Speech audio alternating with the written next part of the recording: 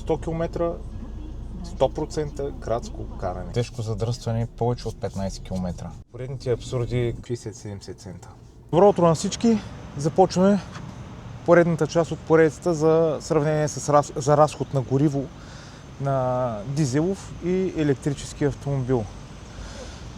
С оглед на новите цени, разликите ще бъдат доста осезаеми в момента, но нека проверим.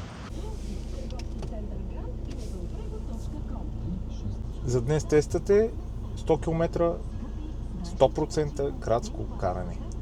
Колите са ясни, Volkswagen Caddy дизелов двигател и Tesla Model Y на задно.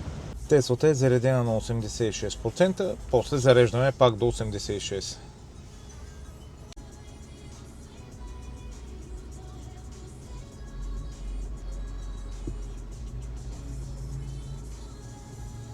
И нека да започваме, всичко е готово.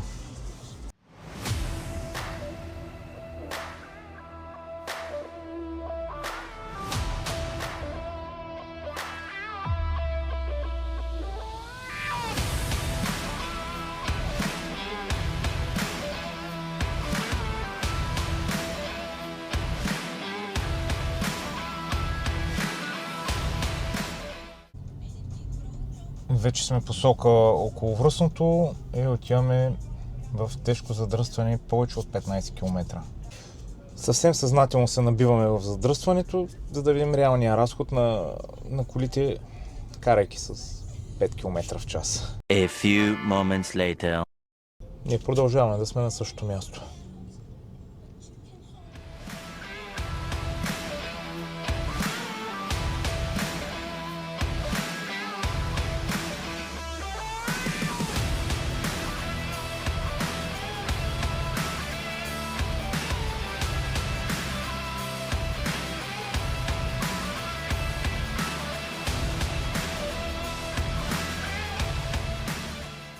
Продължаваме усилено да се движим с това темпо. Ще продължи дълго явно.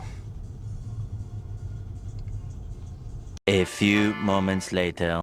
Напредъкът ни е почти никакъв. Категорично това не може да бъде околовръстно. Ние се движим с пешеходно темпо. Просто е някакъв абсурд тук.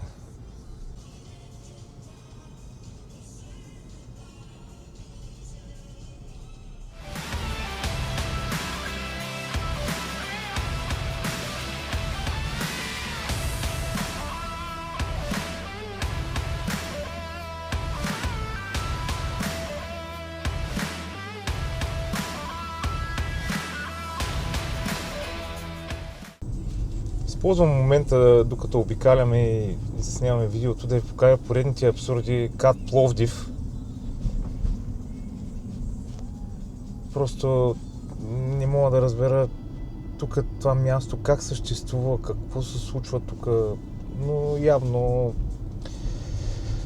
корупцията е на много високо ниво и всичко си продължава така от години.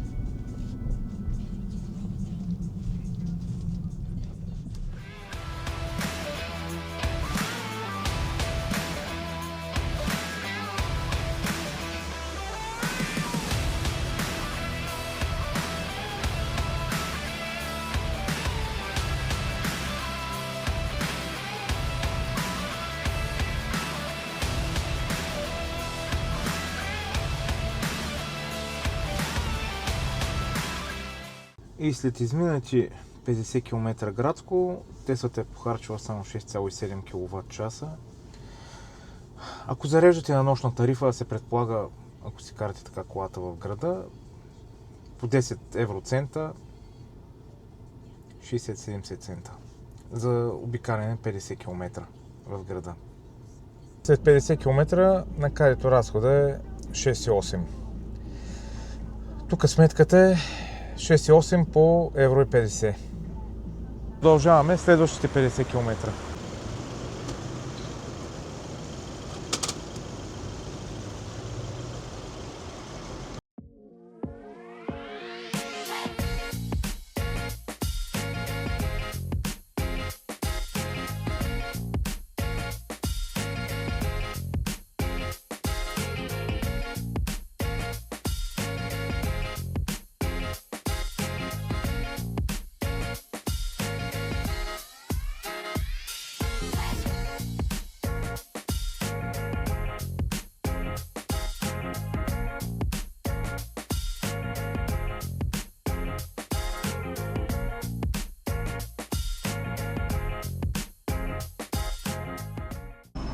И след 75 км разхода на кадито е пак 6,8.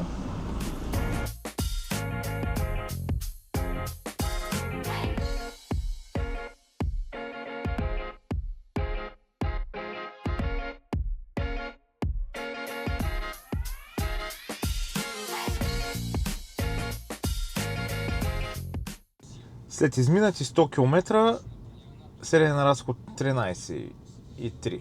13,5 кВт похарчени и зареждаме в момента.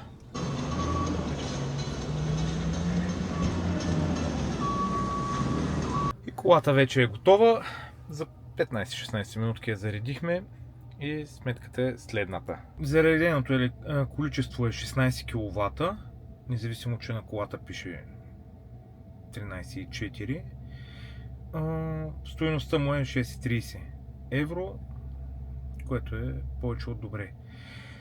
Въпросът е, че такъв тип пътувания основно се зарежда колата в домашни условия и в домашни условия този трип ще ви струва евро и 20. Дизела към момента евро 47.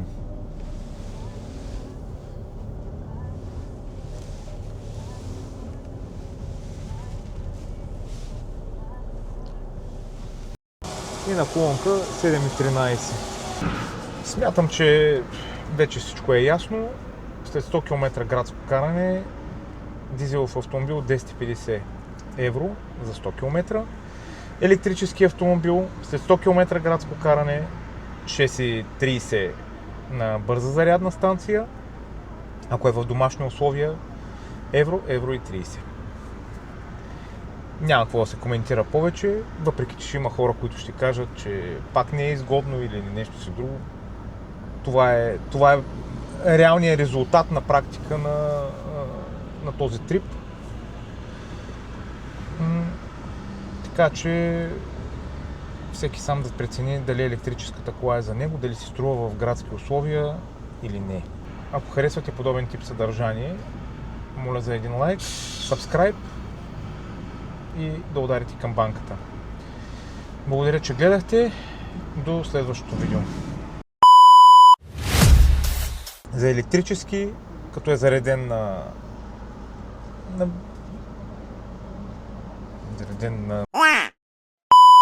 ако подобен, да, точно така, удобен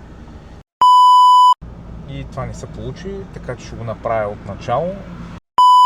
Ако харесвате подобен тип съдържание, мога да ударя един шамар.